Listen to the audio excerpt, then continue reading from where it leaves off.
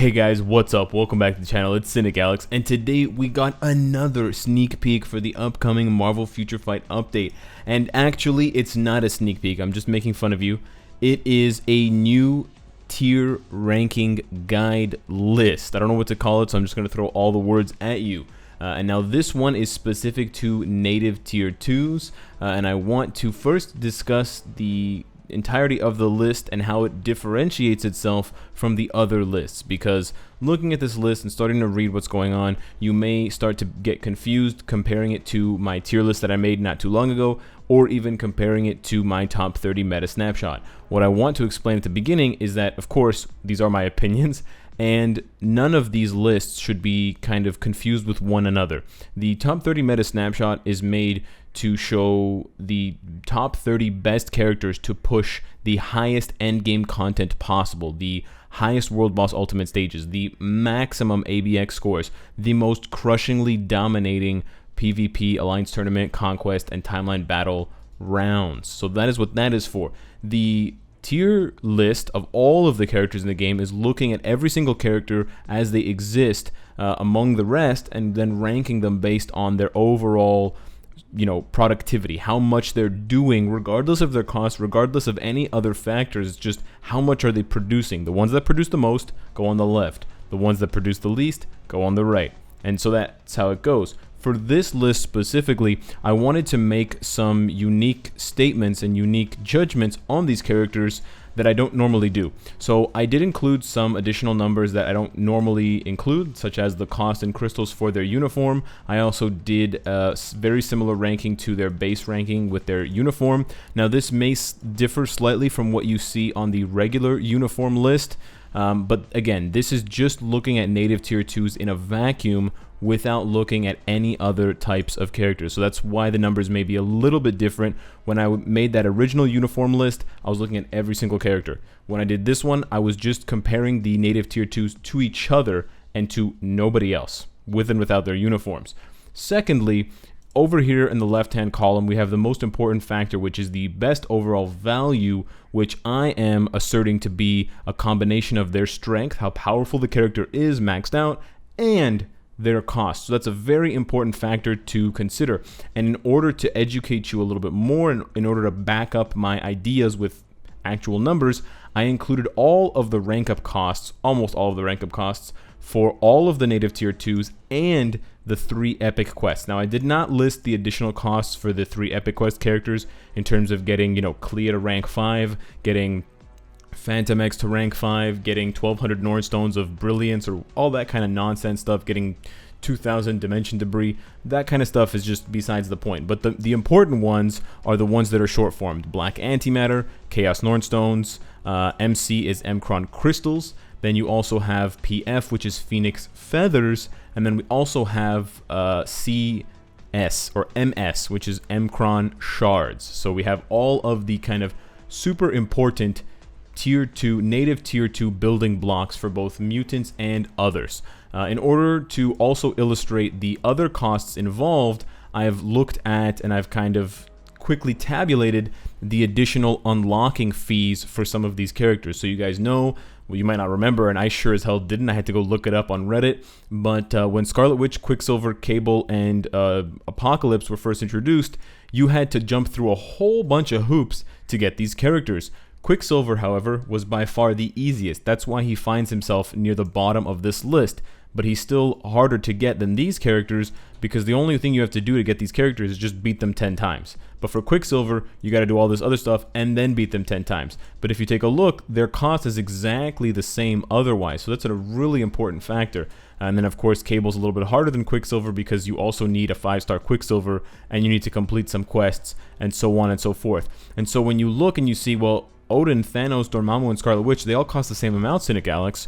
Why did you put Scarlet Witch at the top? Well, in order to get Thanos, you need all this stuff, and you need, of course, millions of gold, but you just need to beat Thanos 20 times, which you could do in 20 days with one team, or you could do it, in 4 days with 5 different teams.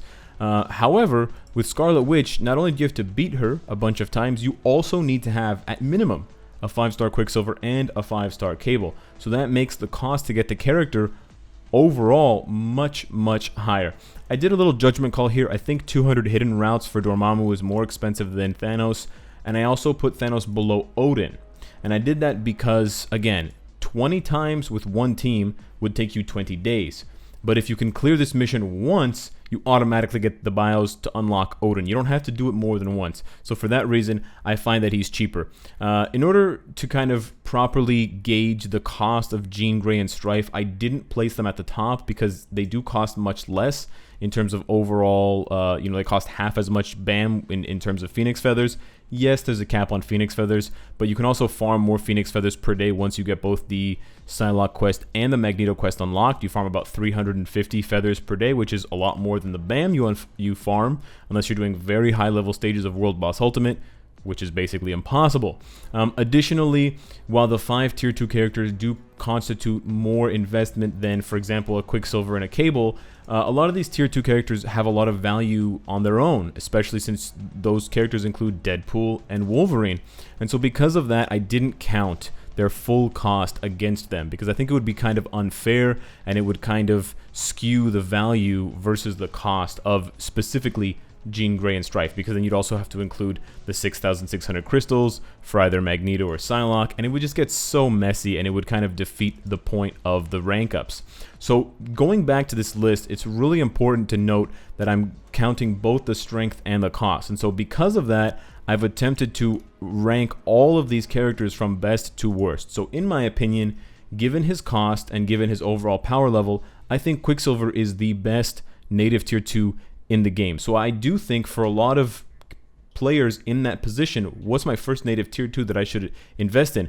I really do think it should be Quicksilver, because not only is Quicksilver going to give you the option to unlock Cable and then Scarlet Witch, but he's also just super valuable and super helpful. And you can't even go for these characters until you get him, unless you pay a ton of crystals, thousands of crystals, to auto unlock their stage. And so that's why they kind of go 1, 2, and 3, because you need, of course, Cable to get Scarlet Witch, and then after that we've put Deadpool in there, and then it kind of just goes down from there. One other really important distinction I want to make for this list specifically is the difference between Wolverine, Thanos, and Apocalypse.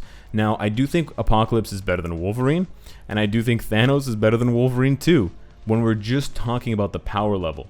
But because we're also talking about the cost, and when you go down here, you can see that Wolverine's Epic Quest doesn't cost that much. It actually costs less than Deadpool's. You start to realize that, well, yeah, Wolverine is a lot cheaper than Thanos. I would say he's probably half the cost of Thanos, and you end up getting a whole bunch of 5-star characters in the X-Men, and you also set yourself up to get Jean Grey.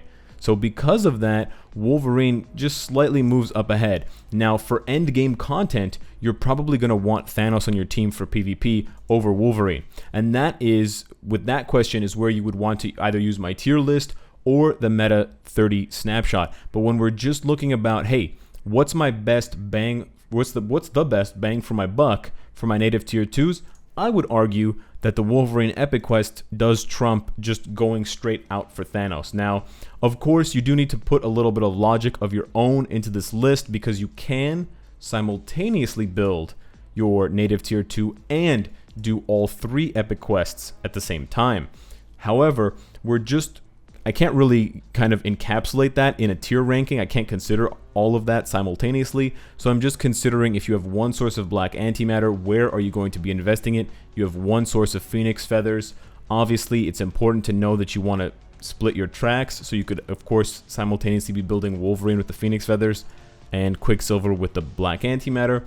But again, it's important to use some of your own logic and form some of your own opinions, and just use this as a decent but opinionated guideline to the best native tier 2s in terms of strength and cost, and then how much higher they can get with their best uniform, because it's definitely important to see that some of these characters take a huge jump from their uniform being equipped, especially Scarlet Witch. Definitely have to highlight that.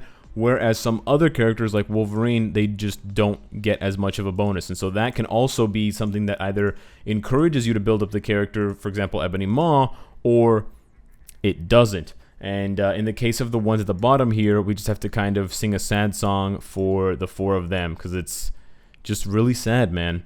Also, note that I didn't put the cost in here for Adam Warlock in terms of crystals. He is mentioned down here, but just keep in mind that you do get 1,100 crystals back once you rank him up, but you still need an astonishing number of both BAM and Nordstones and biometrics. I have to double check the biometrics because it might be a little bit off.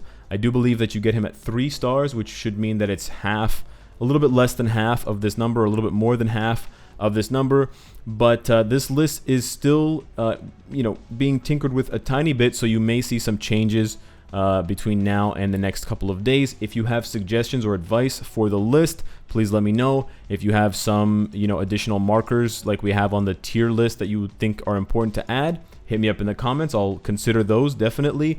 And also, the most important thing, where can you find this list? Of course, I've added it to the kind of mega list of the, CTP guide, the uniform ranking, the tier list, and now this one. So hit me up in the comments. Let me know what you think of all the native tier 2s and what you think of my ranking from 1 down to whatever this is, super giant, sad giant.